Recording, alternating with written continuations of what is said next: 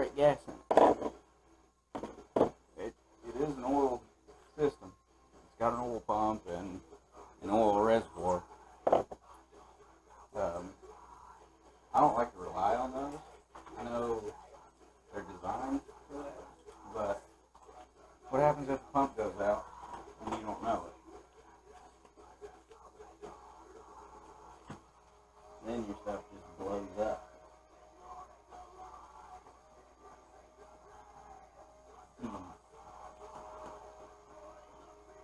What are the odds of this screw right here holding something together?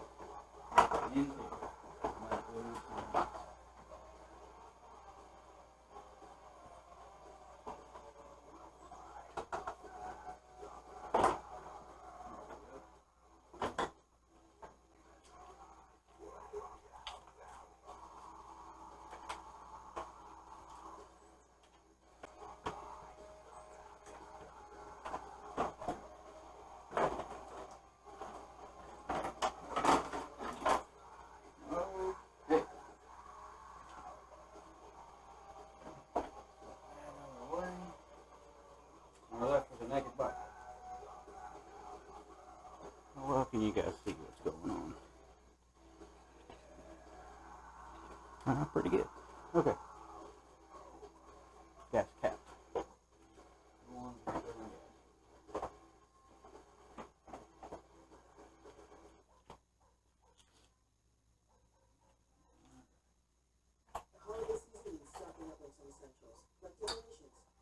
First thing I want to do, pull this plug out. Check this valve out.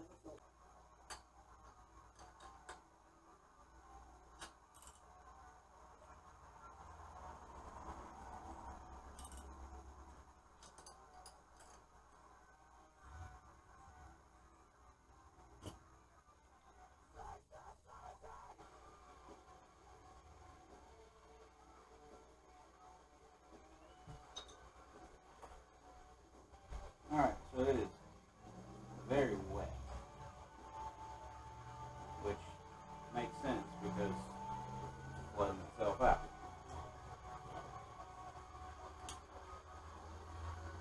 Let's clean this up and make sure we got good stuff.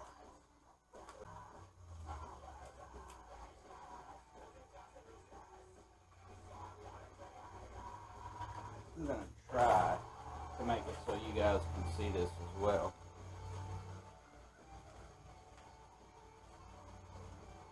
I've just got my jumper box on this side, that's what I'm using as a battery for now, while we're trying to save that one over there.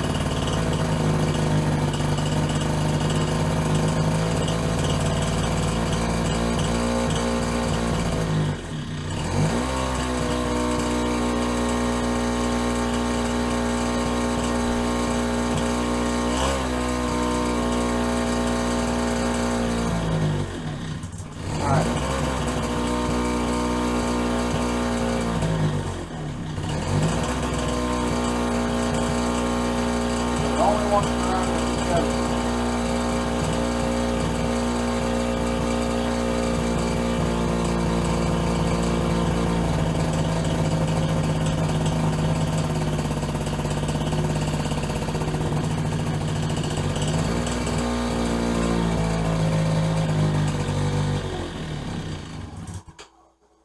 Only wants to run the choke.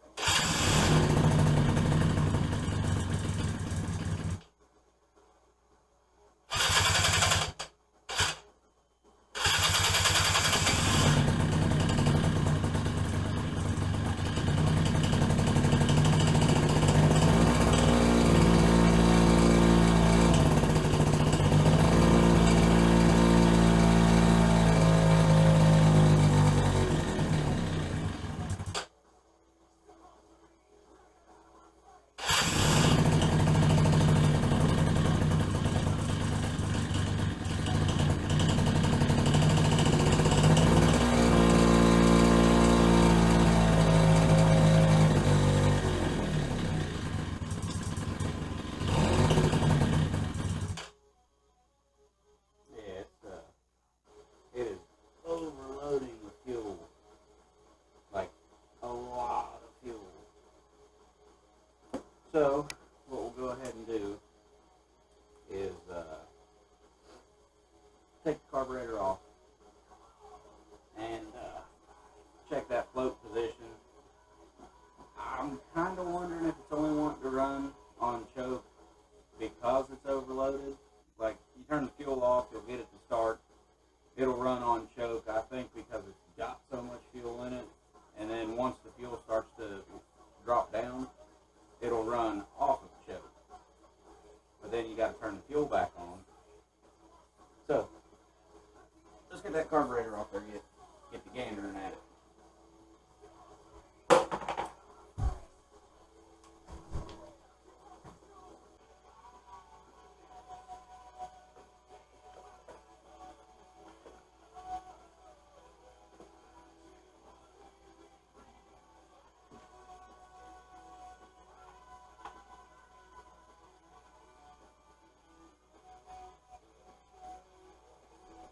Filter's in good shape.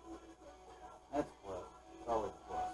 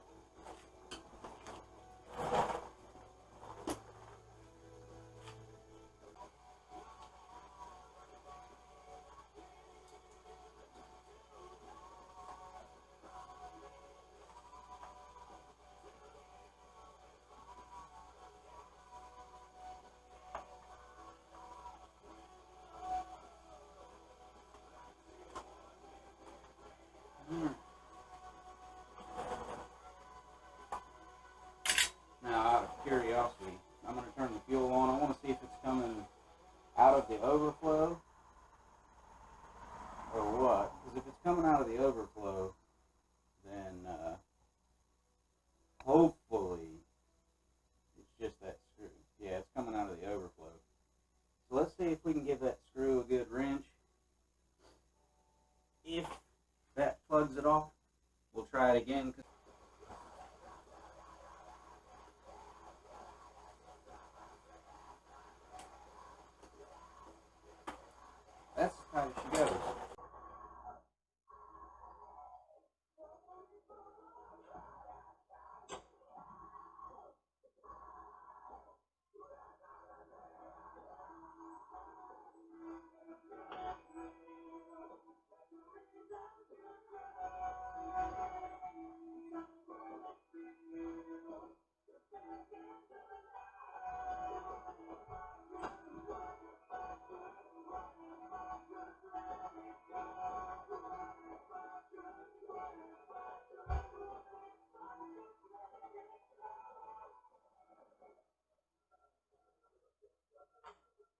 Alright.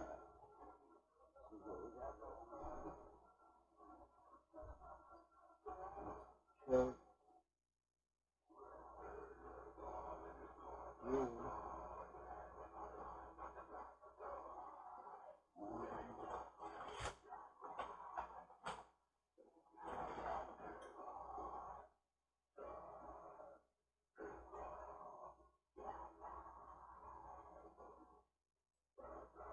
fuel on there. Jesus.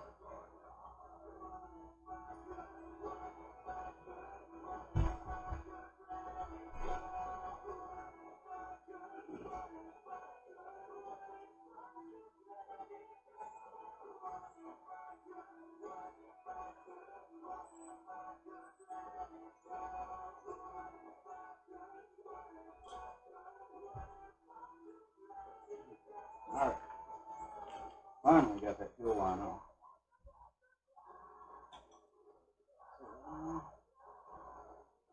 Get the throttle. We'll go ahead and leave the slide and everything attached. We just want the body.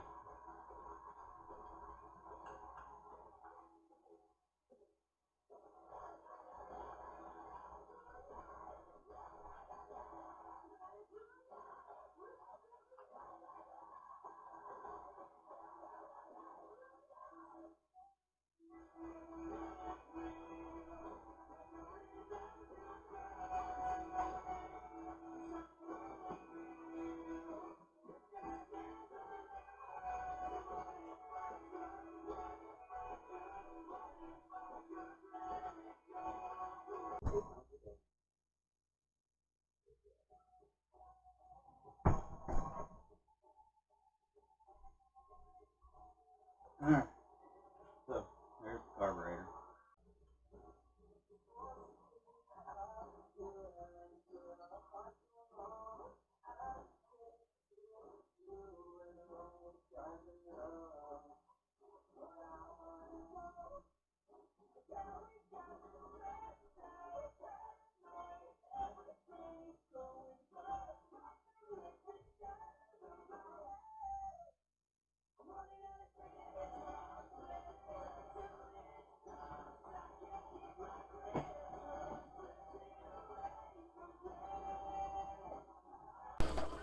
Alright, so your float level. Can you see that scum line on the float? That is where the fuel level is when it shuts the fuel off. It's way too high. If it goes above this little piece right here, down inside there, then it automatically drains out. So we need to adjust the float level. Now adjusting your float level is right here on this little metal piece right there. You'll bend it down, which will raise the height of your float on the closed position. Now the easiest way to do that I've found, a little screwdriver, hold this up and give that a little shove.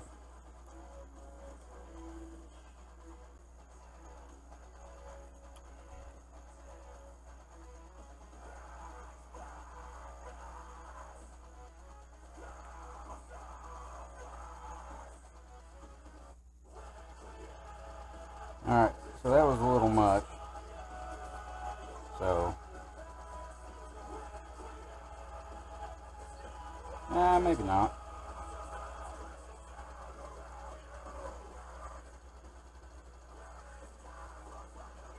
Yeah, it was a little bit too much. So what we'll do is just bring that up a hair. And basically all you're doing is the opposite of what you just did. Instead of bending it down, you're going to bend it up. What you want is the resting position while the carburetor is upside down to be perfectly flush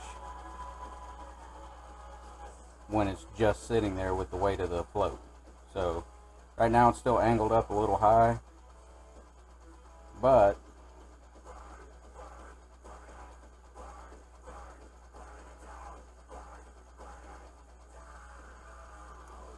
think that'll work. And we'll stop losing fuel. And we'll still have enough fuel to run on. Now the problem with these aftermarket carburetors, usually, see, this is your main jet, this is your pilot jet, and in that hole right there is pilot jet. This is your main jet. On the top of the jet, it usually has a number on it, like, I don't know, 125 or whatever. That is the size of the jet. Now, a lot of times with these aftermarket carburetors, they don't have a jet size. Okay, this one does. Instead of being on the top, it's on the side right there. I don't know if you guys will be able to see that or not, but it's a, what is that? An 09. It's an 09 main jet. Alright, so just because I have the old carburetor right here, this is the factory carburetor that came off of that four-wheeler. We'll pull it apart really quick and we'll compare that main jet size.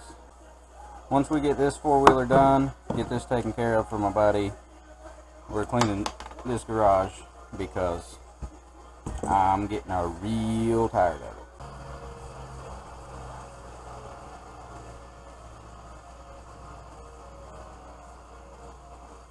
I have absolutely no idea. I can't tell. The easiest way is going to be to take this one out and eyeball the actual hole, see if they're close to the same size. Click or tap the banner below to enter Courtney's world.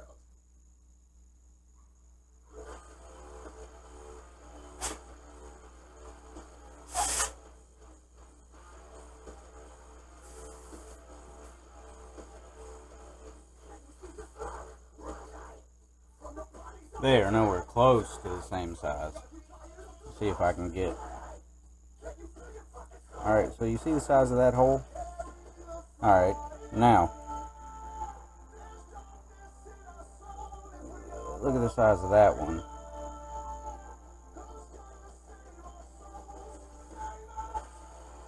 Let's see if we can do this.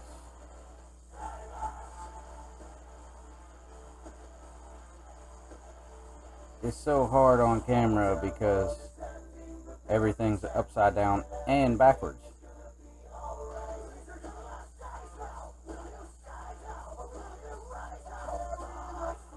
Alright, so I hope you got that. The old jet is way bigger than the new jet as far as the main jet is concerned.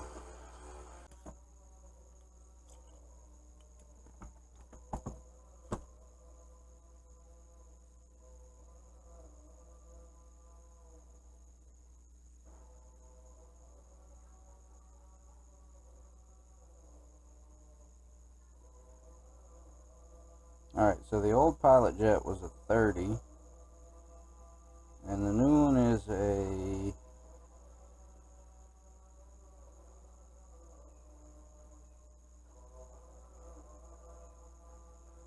unknown.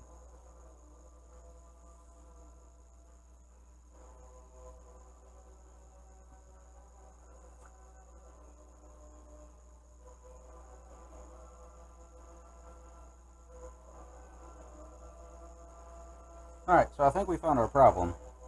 Our pilot jet is completely stopped up. Can't see through it, can't blow through it. May have cleared it right there.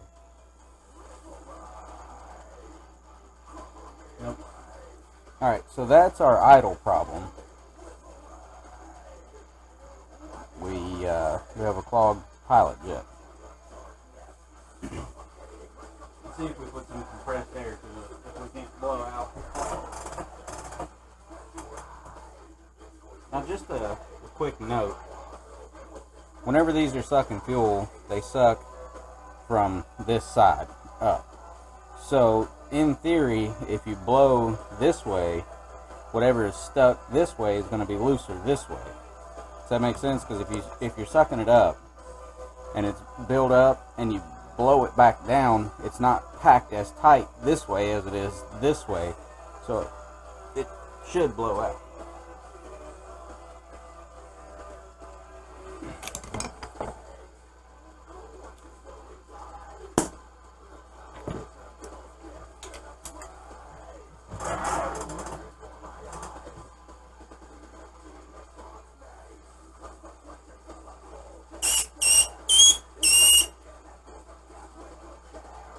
Yeah. All right. So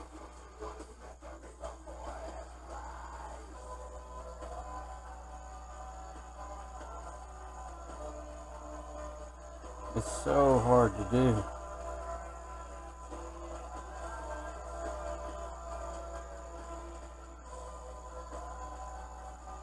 There we go. So we got it cleared out. And then here's the old one.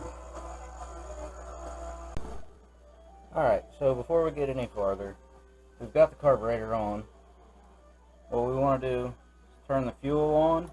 We're going to watch this hose, make sure that no fuel starts coming out like it was before. Now we'll let that bowl fill up for a second, and then I want to take this screw loose on the carburetor just to make sure that the bowl is filling up, like it's got fuel in it. So what we'll do is take this loose. Alright, so we're losing fuel. That's good. Alright, so the float level is good now. Our bowl is full of fuel, but it's not so full that it's just overloading itself and pouring out. We can leave the fuel on. We'll put the air filter back on and see if she'll crank over, and then we can start fooling with the idle and getting it all set and get it running right. Now that we've got the carburetor, we've got the pilot jet, which is our idle jet, cleaned out. It was blocked. That's the reason why it would only run on choke or half choke. Or if you took the choke off, it would run till it burnt all the extra fuel where it was overloading out of it and then try to die, and you'd have to kick the choke back on. So we should get a fairly decent idle now. Should. So let's get that breather box back on there and fire it up. Almost done with it. So filled up that memory card. Didn't realize that it wasn't recording anymore. So really the only thing we've done is pretty much just put the plastic on it. It's still loose. Nothing's bolted up. I unhooked the jumper box.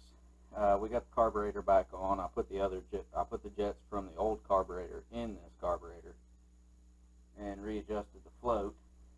So I really didn't have to do much to the idle adjustment. Like where it was before I took it off was a good spot, and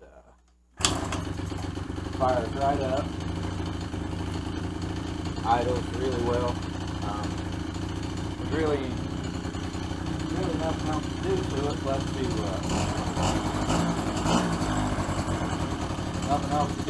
but to put it back together. It is nice. It is nice that it does not require the battery to start. A lot of these smaller four-wheelers that are electric start, you have to have a battery in it, whether it's good or bad. There has to be a battery there to complete a circuit. Basically, the battery just acts as a fuse. If it's junk, it just completes the circuit.